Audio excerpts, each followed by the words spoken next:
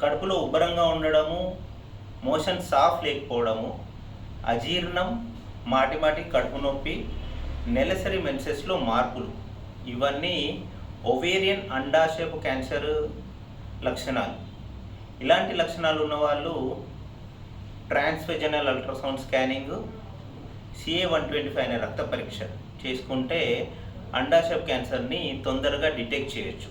తొందరగా డిటెక్ట్ చేస్తే దాన్ని నయం చేసే ఛాన్సెస్ కూడా పెరుగుతాయి.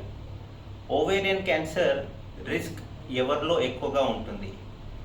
ఎవరికైతే ఫ్యామిలీలో ఇంతకుముందు రొమ్ము క్యాన్సర్ లేదా అండాశయపు క్యాన్సర్ ఉంటుందో వాళ్ళలో, బాగా లావుకున్న వాళ్ళలో, 30 సంవత్సరాల తర్వాత తొలిసారి ప్రెగ్నెంట్ అయిన వాళ్ళలో, అసలు ఎప్పటికీ ప్రెగ్నెంట్ కాని వాళ్ళలో.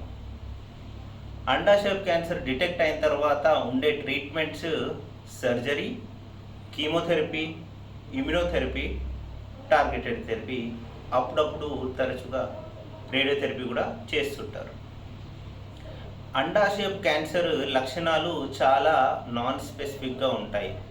ఉబ్బరం కానీ, కడుపులో నొప్పి కానీ, సో ఇగ్నోర్ చేసే ఛాన్సెస్ ఎక్కువ ఉంటాయి.